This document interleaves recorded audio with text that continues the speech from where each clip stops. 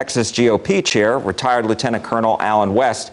Thank you so much for joining us. Let me ask you about the close race that we are seeing statewide. Biden has been in the lead for all the night that I can see so far. What do you make of that?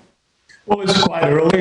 I'm looking at the charts. About 35% of the precincts have been reporting. The precincts right now, of course, we're getting a lot coming in from Harris County, Dallas County, those strongholds for the Democrat Party, but yet we have not seen a big turnout for the East Texas and, of course, with West Texas. So I think that we'll close that gap and we'll do fine here in Texas. And well, that's what I wanted to ask you, because the Democrats have a big lead in the big counties, Dallas and Harris County.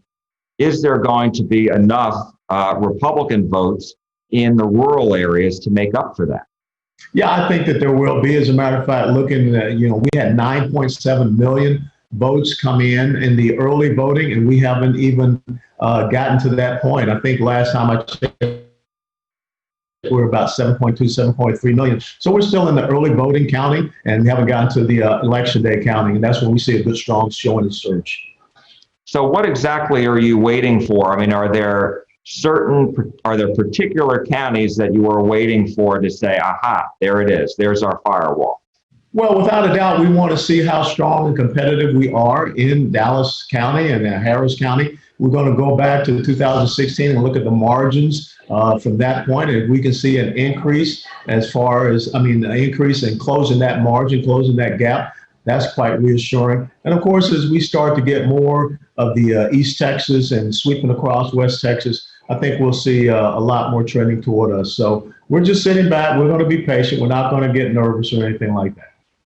And what do you make of the Senate race? Before it was very tight. It was going back and forth.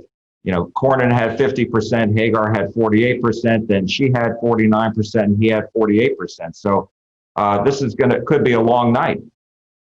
Well, it could be, but I think that in the end, we will see the Republicans here prevailing, and we're seeing some great turnout and strong showings from our state house candidates, especially some of the state house candidates that were targeted by the Democrat Party. So we're very reassured about some of those races as well.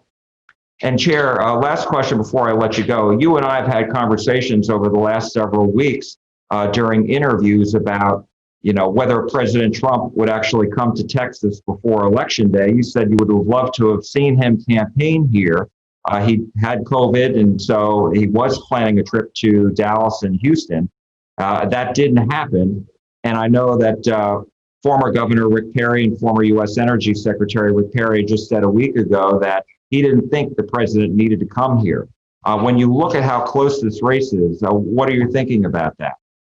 Well, I think that the president made his decision based upon the numbers that he was seeing. And what I saw going down in the Rio Grande Valley this past weekend from Harlingen all the way up to Del Rio, there were plenty of people out. They were celebrating the president. You had a lot of those Trump parades that are out there. So I think that the energy and enthusiasm is there. And it would have been great to have him back down here one more time. But I think that he went to the places where he felt that he had to focus on, being in Michigan and Pennsylvania. So we'll see how it all plays out. All right. Texas GOP Chair, retired Lieutenant Colonel Allen West, thank you so much for your time. We really appreciate it.